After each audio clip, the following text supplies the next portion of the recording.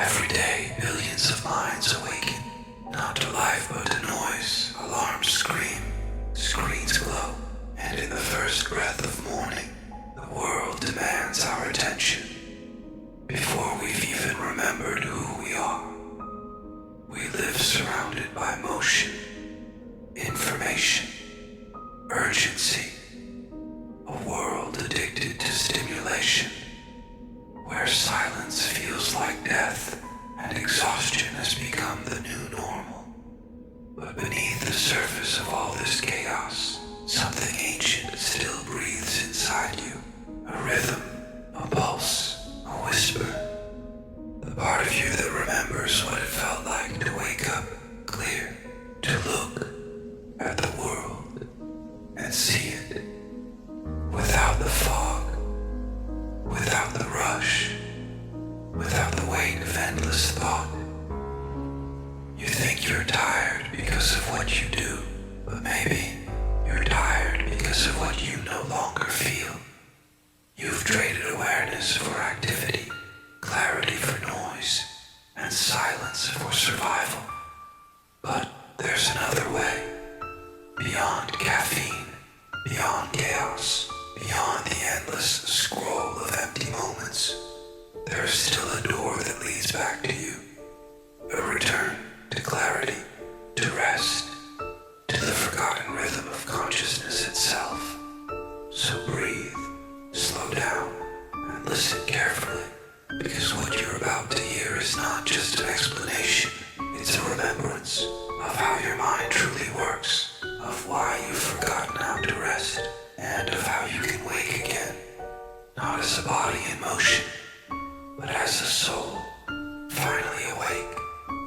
Have you ever noticed that some days feel effortless, days when the fog lifts, when your mind is sharp, words come easily, and the world itself seems to move at your pace?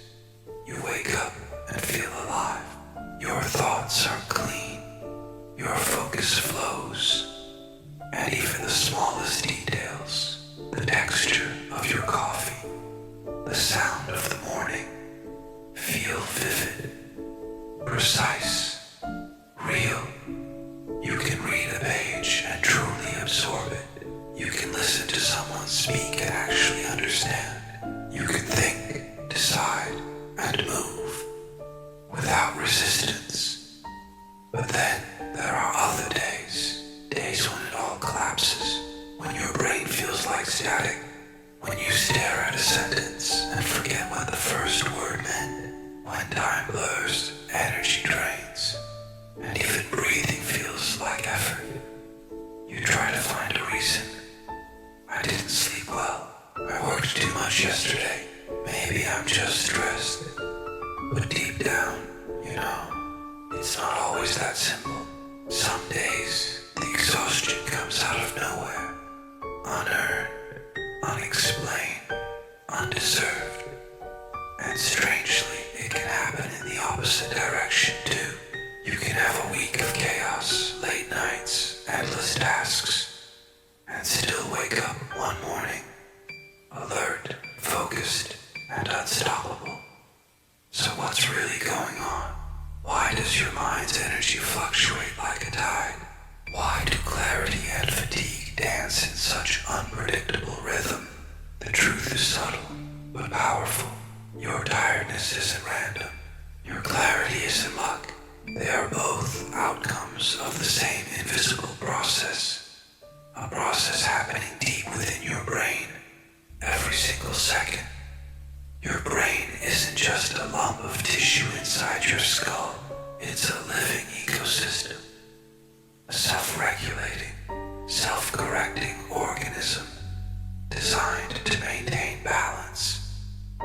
Every thought you have, every problem you solve, every emotion you feel is a pulse of electricity, a spark between neurons, a microstorm that leaves behind a trace, a residue of your own existence. Throughout the day, billions of these sparks flash and fade. Your brain burns through oxygen, glucose, neurotransmitters,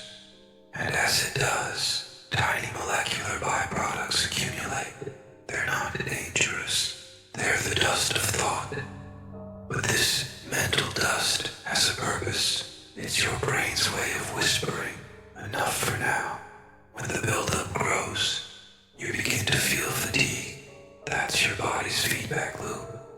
It's a way of protecting you from burning out. In biology, we call this self-regulation, feedback inhibition. Your brain's internal thermostat for effort. It knows when to push and when to slow down.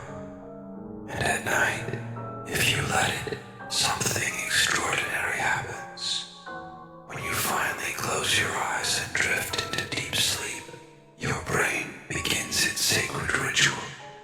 A cleansing, a literal, physical cleansing, cerebrospinal fluid, a clear liquid that flows through your central nervous system, washes through your brain tissue, rinsing away the biochemical residue of consciousness.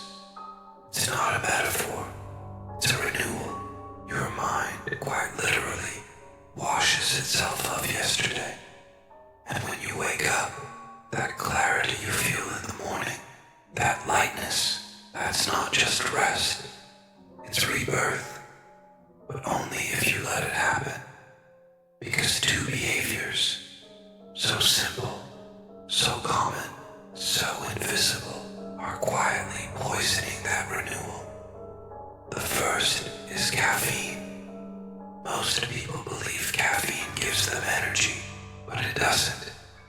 It borrows it with interest. Caffeine doesn't fill you with life. It masks the signs of exhaustion. It hijacks the receptors in your brain meant to detect adenosine, the molecule that builds up during the day and gently tells your body you've done enough. Rest. When caffeine blocks those receptors, the signal never arrives. Your brain believes it can keep going. You feel alert, driven, capable. But beneath the illusion, your neurons are still exhausted. The system that's meant to slow you down is being silenced. Then, night falls, but your mind, still under caffeine's spell, refuses to surrender. You lie in bed, eyes open, scrolling through meaningless noise, feeling tired but unable to fall asleep. Because the biological whisper that says sleep now has been muted. Morning comes. You wake up already fatigued. And what do you reach for first? Another cup. The cycle continues. Your energy becomes an overdraft account. Your mind a machine running on debt. The irony is cruel. You drink coffee because you're tired, but you're tired because you drink coffee.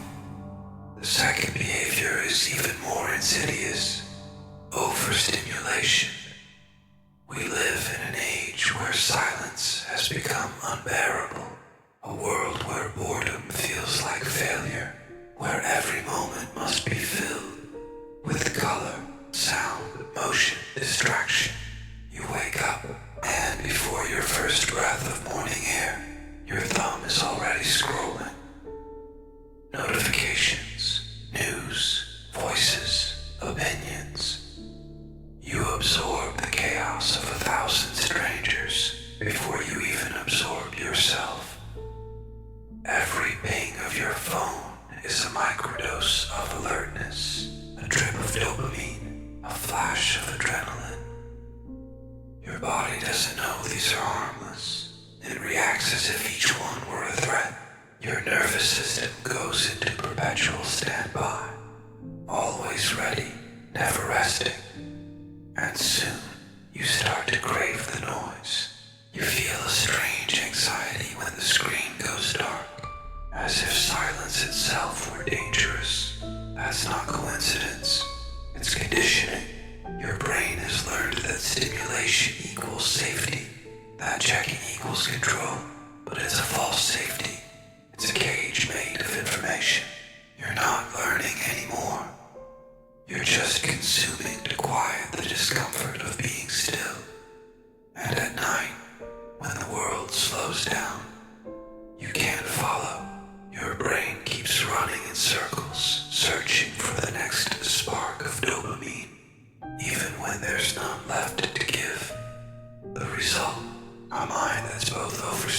overstimulated and exhausted, a paradox of modern life, wired and weary at the same time.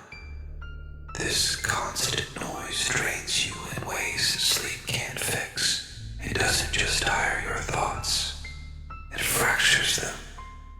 You begin to forget what stillness feels like. You lose touch with your own rhythm, your internal silence, the space where creativity and clarity are born, becomes buried beneath a landslide of fragments. And yet, this is not your fault. You were never meant to carry the noise of the entire planet in the palm of your hand. Your brain evolved for presence, not overload. It was designed to focus on what's near, to rest when the sun sets, to listen to one voice at a time. Now it hears thousands and calls it normal. No wonder you're tired. Your fatigue isn't laziness. It's a rebellion, a biological protest against overstimulation. Your mind is begging you to stop, not because it's weak, but because it's wise. You don't need more motivation. You need less noise. You don't need another stimulant. You need a ritual of stillness. So close your eyes for a moment.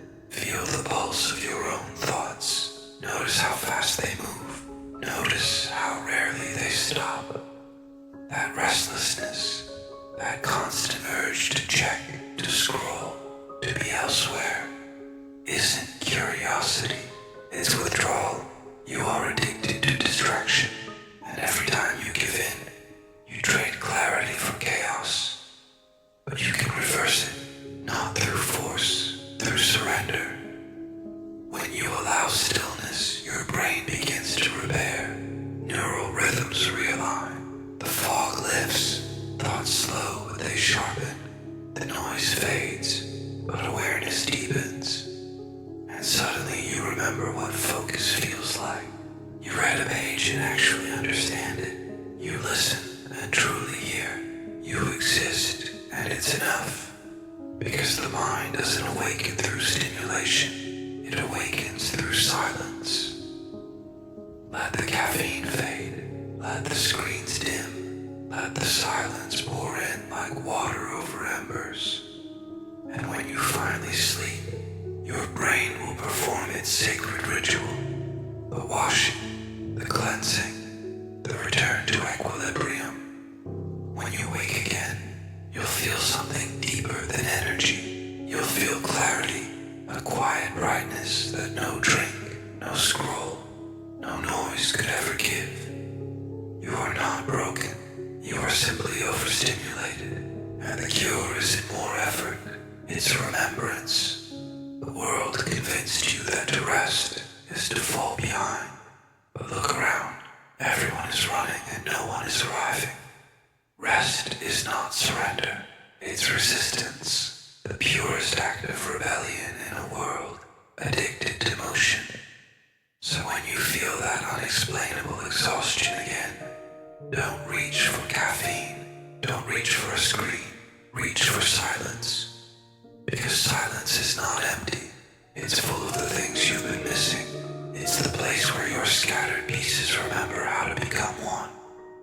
Now listen, this voice inside you, the one that whispers when the noise stops. It's not me, it's you, the part of you that's been waiting quietly beneath the static of the world. It's the same voice that speaks when you finally stop running, when the lights fade, when the phone is off. It says, rest. You are allowed to rest. You were never behind. You were simply lost in the noise. And when you finally hear it, truly hear it, the fatigue fades, because clarity doesn't come from doing more. It comes from being less. This is not the end. It's a return to yourself, to silence, to awareness. Because sometimes the most productive thing you can do is listen, whispers of consciousness, before time runs out.